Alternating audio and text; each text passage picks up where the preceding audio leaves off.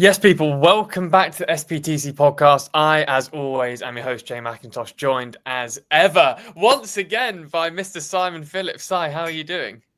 Twice in a row, Jay. When was the last time that I've been on the show twice in a row? Probably like a year ago, I reckon. Oh, yeah. Yeah, probably. No. Oh, I don't know, man. Without Luke or Danny being here as well, someone who listens can tell us. I bet Luke could probably tell us, to be honest with you. Sure. But yeah, always good to have you, Si. So listen, guys, this episode is going to be a little bit shorter, probably around 30 minutes, because there's no actual football going on at the moment. It's just transfers, and they consume all of our lives, and it's tedious after about 30 minutes of talking about transfers all in one go. So we're going to do that. But before we talk about transfers, something Si and I were talking about just before recording is we're going to do a SPTC FPL League next season. Winner will get a prize, of course. We might even toy around with the Champions League one because Chelsea are back and it's kind of fun. But we'll discuss that one close to the time. We'll get the league sorted and it'll be included in some articles over the next few weeks. So we'll get everyone in there. Make sure you get your teams built, your drafts built. I've already built mine. You're all going to get smoked. How about that? No, Jake, I'm actually not very good at FPL, Si. I thought you were supposed to be good.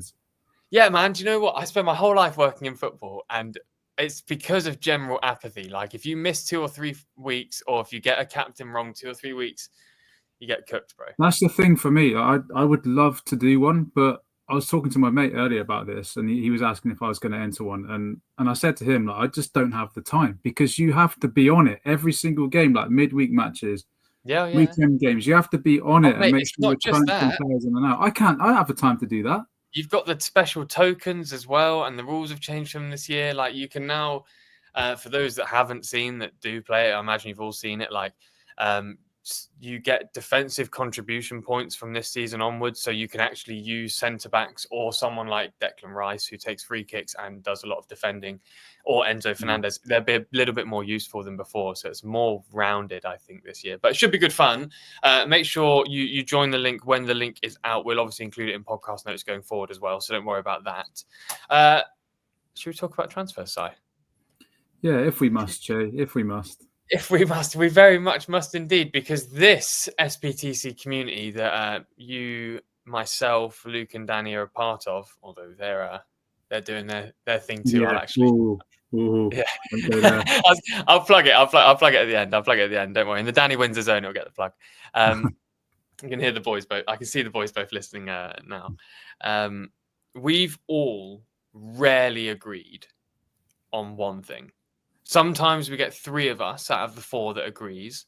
And I typically find myself on the other side of those things. But I think that's just communal bullying. But that's fine. We don't have a HR department here at the SPTC podcast, so it's fine. But one player side that we've all agreed on is Xavi Simons. Now, I wrote about him in the only piece I think I've ever written for the site not that long ago.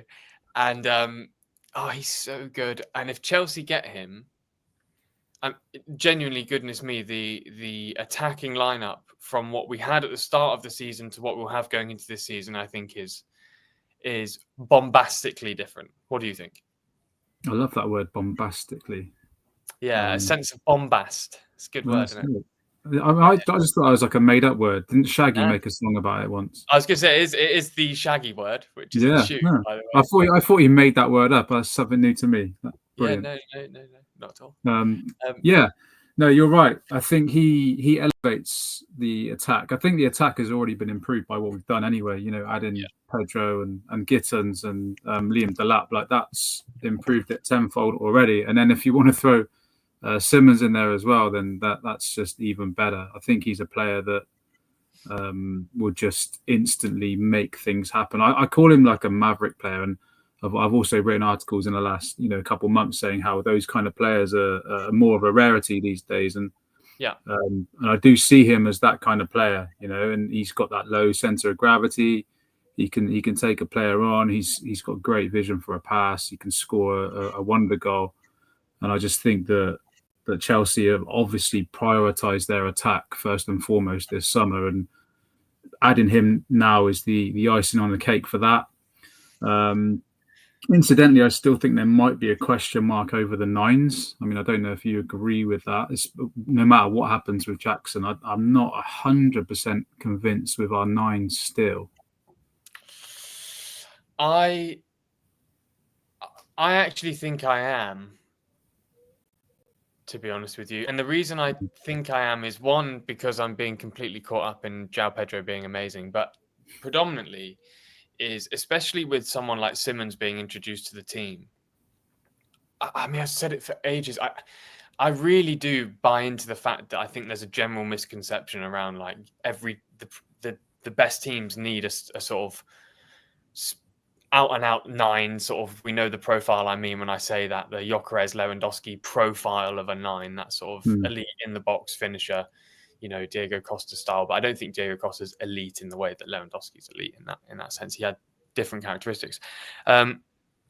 What I do think currently was, if we were to bring in Xavi Simmons and you then have an attacking roster of Simmons, Gittins, Palmer, Neto, Estevao, Delap, João Pedro, is there anyone else that I'm missing? No, you've got everyone there. Yeah. Like, I feel like the goal share between all of those is really high. And Enzo, when you add Enzo into that too, and you add Reece from set pieces, and Cucurella, who I actually think will get between 5 and 10 goals across the season in all comps, 1 or 2 from centre backs. I just think there's so many players there. I think Pedro, Palmer, and Xavi Simmons between them can genuinely probably get 50 to, probably 50 goal contributions. I don't think that'd be outrageous. I mean, I expect Palmer to get 25 goals and assists, no problem. So the other two, I think, can probably do that. It could even go slightly higher. I know Xavi Simmons got 16 goals and assists for Leipzig last season in the Bundesliga, but Leipzig were actually hugely underwhelming and not particularly impressive. So I'm not surprised he wants to move on from there. I think goal share is something that's going to be realistic. And actually, if you add Delap to that, I think Delap will probably get 10 to 20 goals all comps across the season. I think, okay, well, that kind of works for me if João Pedro is to be that 9, more so than he's to be wide, because I actually think Chelsea could line up with a Palmer on the right, a Simmons in the 10, a Gittins or Neto on the. I'd probably start Neto on the left and a João Pedro up front, and I think that works really nicely. Yeah.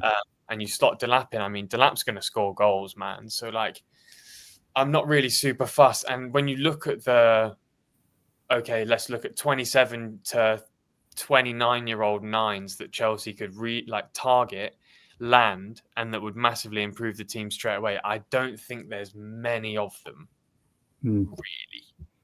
And I don't think that Pedro or Delap hinder each other's progress. I actually think they're quite complementary roles for the two of them. And I really like Mark Guiu, and I hope he has a successful loan. Like, I have him in the back of my mind too, because I really rate him. He was rated throughout La Masia the whole time, and it is actually quite rare for La Masia products to not be very good. And I hope if his loan goes successfully, then that's even better for Chelsea. So maybe it'll be more of a goal share thing. I think stylistically it could be an issue later on, because it gets to a point where we're all sick of seeing like a false 9 type interesting striker who just want to lamp it to a big lad in the box. But we do have Delap for that. So I think that whilst they're both unproven at the elite level, I actually back their talent with those behind them and the creative. I mean, man, if you've got Pedro Neto, Xavi Simmons, Estevao, Cole Palmer, Enzo Fernandez, and the rest supplying you as a 9, I mean, you are going to score goals. You just are going to score goals. Like, it's just a fact. And the fact we've got 2 players who don't have a track record at the elite level but can actually finish their chances. The João Pedro finish against PSG, the third one, I'm more impressed by than the first 2 goals he scored for Chelsea, because the decision-making and the speed at which that was done, and then the quality of the execution, and then obviously Delap coming on, rolling the defender and shooting from 35 yards on target in the top corner. I think those are good things. And Chelsea's start to the season, which we'll discuss in a few weeks, isn't so bad, which I think means the ball can get rolling quite quickly. And I would be okay with not having another 9. If that am I waffling too much?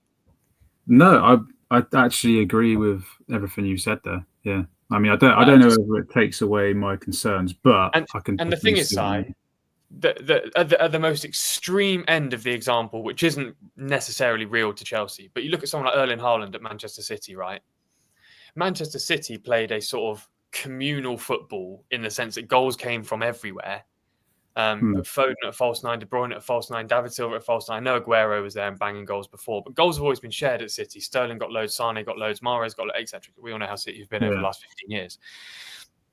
You add Haaland in, they had a really, really good season, and Haaland smashed all the records and is just obviously a mutant. Yeah. But equally question marks around play style and how it's actually detracting from others around them. I think there's a myth that that ideal striker profile is always a success is not true, because it can have a detrimental impact on the team, even if the striker themselves performs. It's the same as Ronaldo at Manchester United. He came in as a 9 second time round, not as a wide player. And he got 22, 23 goals in the Premier League. But I think few people would argue that that move was a success because of how it impacted the team. Like Haaland's form has taken goals away. You know, it's not taking goals away, but it changes the way you play. And I think the fluidity that Chelsea have is something that I quite like the idea of, if that makes sense. It does make sense, mate. Very well put. But we like Xavi Simons. Yeah, I didn't actually give the news on him either, did I? I didn't give any updates on him. Give the updates. The updates really, I heard actually not long before I come on here that personal terms are pretty much done. They're at least verbally agreed now, so that bit's done. And the agreement on the fee, I think, is now very close. That I heard that Chelsea are just sort of talking to Leipzig about sending players over there in separate deals. Carney is obviously one of them, so I think the fee could be dependent on if Chelsea can send a player over and which player they can send over, and I believe that's the final details that are being worked out now and ironed out. But yeah, I'd be very surprised now if this one doesn't get done. Yeah, Carney the other way. I like the move for the player. I mean, I like the player in which you're at Chelsea, but he's not, or not going to be. So if it makes the Xavi Simons move easier, then fair enough. And like I say, I think the good thing about Simons is I like Simons most as a central 10. I know he plays out on the left too, but I like him as that central 10. And I like Palmer most drifting from the right centrally. So I like how those two, I mean, if those two can complement each other. I can see it. Yes, but seriously, there's potential for those two because Palmer already does it. The last 2 seasons he's done it. Like if Palmer gets 25 goals and assists, Simons actually could get 15 to 20, if not more, based on how good he is. Like if he got 10 goals, 10 assists in the Premier League, sort of Christian Eriksen level, and then got a few more in competitions elsewhere. I mean, 50 goals and assists between 2 players out of the 4 that you use to attack, or 5, is nuts. Because Palmer's consistent. He's just going to do that, even if he has those dodgy patches. If Simons comes in and collaborates well, I mean, it's going to be rough, man, for other teams. Gittins on, who's so fast. I quite like what Chelsea are doing, to be honest. I'm not in a rush for a 9. Or we should have brought Edin Dzeko in just for a season. Is he still playing? How old is he? Yeah, he is still playing. He's at Fenerbahce. I actually saw a stat site. I think there's only 4 or 5 strikers since Dzeko started playing who scored more goals than him, excluding pens, since he started. Like I always liked him. Thought he's great. Oh yeah, he scored 400 plus career goals. Anyway, we're not here to talk about Dzeko. We're here to talk about other Chelsea transfers. Si and I both given the tick of approval to Xavi Simons. I think most listeners probably agree it's a very good signing. Hato is the other Dutchman who we've both actually spoken about a lot on this podcast. I don't necessarily think we need to go into that again. We both like the player. We both see the value in the player, where he can cover, where he could challenge to start. I think the most interesting thing about it is it seems to not be reliant on the Renato Veiga move somewhere, given it looks now unlikely he's not going to Atleti following their signing of David Hanko, because Chelsea were quite rigid on the price. So I know Veiga will still likely leave, but it's not related to getting Hato, is it?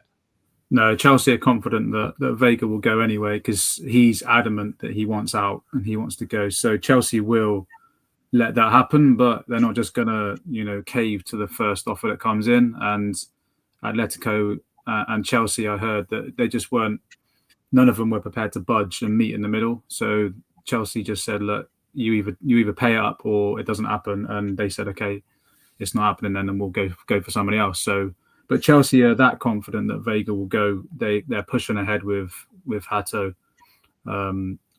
So again, that's easy. That one. It's the same situation as we're in with Simmons. Personal terms are done. Fine, no problem there. They've just got to agree a fee now with Ajax, but that's not expected to be a problem either. So I think, by Saturday, Sunday at the latest, I think we might have at least one of these done, or at least the here we go on one of them, maybe even both of them. Yeah, I like Renato Veiga. I think he's a really good football player. I also, though, like the fact that Chelsea bought him for 12 million, will sell him for 40 after a year, 18 months, something like that. Like that is that is effective. And also on that one, a lot of people want to point the blame at Chelsea all the time, and we've done it enough times here. We've criticised them. Yeah. So if the player wants to leave, what are Chelsea supposed to do? They're not going to beg him to stay. If you don't want players in the camp who want out, he didn't want to play at left back. That's where Chelsea saw him most. As cover for Cucurella. He wasn't happy with that. So okay, fine, let him go and make a profit on him. Brilliant. There's absolutely nothing to moan about there. Yeah, agreed. And I think he'll go on to be a very good player, but clearly not at Chelsea. So that's completely fine. Shall we talk about Nicholas Jackson and the potential striker merry-go-round that could see him move? I'm under the impression that he is maybe looking at a move more fondly than he maybe previously would have. Equally, I'm aware that there are some other things that may impact it, such as if Ollie Watkins were to leave Aston Villa, then maybe an opening at Villa would open up there for him. I know AC Milan have been doing some shocking transfers. They stink, bro. Like I know I like Inter, but I just hate the business AC Milan are doing.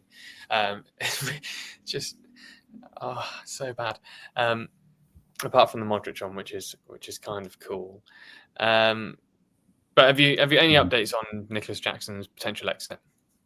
Yeah, so you mentioned Villa there. I can actually see him going to Villa because I know United are actually pushed on with Watkins today. They've made more inquiries on that, and I can see them going for him because, United like Jackson as well, but they've never had him as a priority target. He's always been way down the list, and Watkins has been above him. I can see them pushing for Watkins, and then Villa coming in late for Jackson. And we know that if the fee is right, which I've heard will be at least 60 million, not the 80, 90 millions that we're seeing branded around. I think Chelsea would listen to any offers over 60 million as long as the package is right and, how the fee is paid. And I think Villa, if they sell Watkins and, maybe a couple of other players, they might have the money to do that and bring Jackson in. On Chelsea's side, they're happy to keep him, but if an offer comes in, they'll sell. On Jackson's side, as I said, a few times on this show in the season, he wasn't happy. He was frustrated. He didn't feel appreciated by the fan base. He thought he was being overly criticised, and which is fair, by the way. Yeah, absolutely fair. And it was the abuse as well. Like he's had it since day one, since he arrived. He's had constant abuse, and it's going to grind on a player, and that's one of the main reasons that he has been thinking about leaving, but. Also, now Chelsea have signed the Lap and Pedro. It's made him think. It's made him doubt whether he's going to get enough game time next season. So, his agent has been pushing around and speaking to clubs and seeing what's available for him if he wants to leave. And I think that is his ultimate desire to go from Chelsea this summer.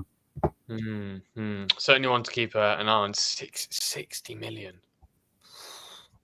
Yeah, fair. How much are you buying for? 32? Yeah, but I think he's done enough. Maybe not that much. Maybe 50 is more realistic. But I think in the state of the market, right? It's the state of the market, I suppose. But 60 million. I think we might get it as well. I agree with you. I agree with you, and I think for Villa, we know this because we watch him every week. We like Jackson. I think we all think he's a nice-ish guy. Poor temperament, maybe hasn't seized the opportunity best he can, but maybe not all the conditions are there to suit him. And he certainly felt the pressure and has also been a more standout player, I suppose, in this weird sort of 3-year growing pain period than others, for good and for bad reasons. But he's not like Ollie Watkins. No. And it will be interesting to see how Villa adapt, because I respectfully consider that a fair step down. Like Watkins is a fairly consistent 20 goal a season Premier League striker. Jackson is not. And actually, Jackson is not a clinical finisher, whereas Watkins is. So that'll be interesting. But if you get 60 million, then I would take the 60 million, obviously. Yeah. That's completely fine. Felix, I bet you he goes on loan. Drives me nuts, this. What's going on?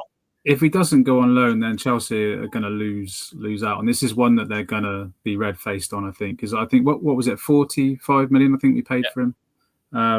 So I think we'll be lucky to kind of get half of that at this point. Benfica don't want to pay anything for him, really. I mean, I think the most they'll go to is like 20-25 million. But that one is progressing. And I have heard that it's going to be a permanent deal, but Chelsea are kind of just going to take the loss on that one, I think, because they just want him gone. And, I think if they know that they're not going to get anywhere near what they paid for him at this point, because he had such a poor season last season. And, sending him to AC Milan on loan was hopeful. And they were hoping that he was going to have some good form and he'd become more sought after and more clubs would come in, but that didn't happen. So they've just got to take what they can get, I think, and cut their losses on this one. We know they're going to make profits on other sales like Veiga and Nkunku, hopefully, and other players as well. So, I don't think they're going to be able to make profits on every sale they make this summer, and he's not going to be one of them. I mean, I said it earlier about AC Milan, and I'll say it again. Not the ideal place to be, I'll be honest. But that's okay. I mean, to be fair, if you get 20 million for João Felix, then fair enough. I suppose that's as good as you can do, I suppose. Right. And it seems like Benfica is the only club that are interested. So fine, he can go. I think it will be red-faced. I think most Chelsea fans sort of saw it as a mental transfer in the first place. Like the player had a good loan-ish. But yeah, I'm not surprised it's gone this way, Si. I did see that Chelsea were open to bids for Tosin. Have you heard anything on that? No, that was the case. But then he had a very strong end to the season, and Chelsea obviously didn't pay a fee for him. And they know that, if he has another good season and kicks on like he has, then they can make some serious money on him next summer or even in January. But at the moment, they're not. They see him as a very good player to have around. He's got leadership. We hear about that all the time. And anyone I speak to who's involved somehow at Cobham, we'll always say that Tosin has been one of the biggest leaders there this season, and he's got that relationship with Cole Palmer, and he's really helped Palmer pull through his rough form this season. And I think he's not only a good solid defender, I think he's a very good person in terms of his personality and what he brings around the training ground as well. So, and we know we need those players. So Chelsea are in no rush to sell him. I think, as with all of their players, apart from the indispensables who we talk about, your Cole Palmers and your Moises Caicedos, Chelsea would listen to offers for any of their other players. So I think if a big offer came in for Tosin, they would probably consider it. But he's certainly not being shopped around, and Chelsea are more than happy to keep him and more than happy with his development and his form at the moment. And I think he stays, to be honest. I think he definitely stays now. I think he stays too, and I hope that he does stay. Nkunku? Yeah, Nkunku has got a lot of interest, and it's much more positive. Where from? So basically, you can name 2 or 3 of the German clubs. I know Leipzig, I know Bayern are the 2 main ones who are very interested in him, but he's got interest from clubs in La Liga as well, and the Premier League. Premier League, he's had inquiries from Newcastle and Nottingham Forest this week. Have literally been knocking on his door. And he's got options, and that's great for Chelsea because they can encourage this kind of bidding war that they, well, not a bidding war, but just get the most amount of money that they want for him.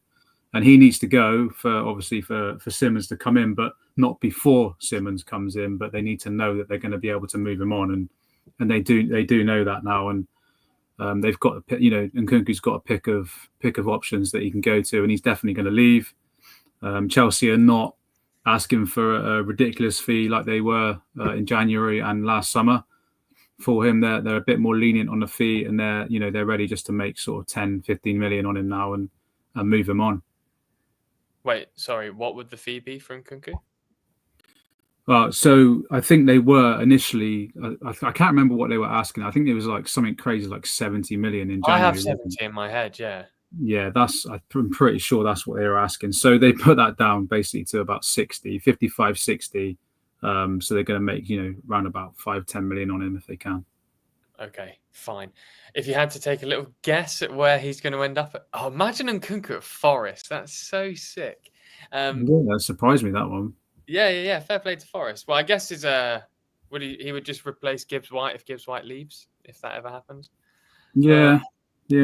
Not quite the same player, I suppose, or maybe could support Chris Wood, a sort of Crouch Defoe type. The thing is, I don't know what he's thinking. Like normally, you get an indication that your player will say, "Oh no, I only want to stay in the Premier League," or "I want to go back to Germany." I haven't heard anything about what his preference is, so I think he's pretty open to where he goes. And the one that interests me a lot is Newcastle, because they've been trying to sign some big names, haven't they, this summer, and they've not really got anywhere with it.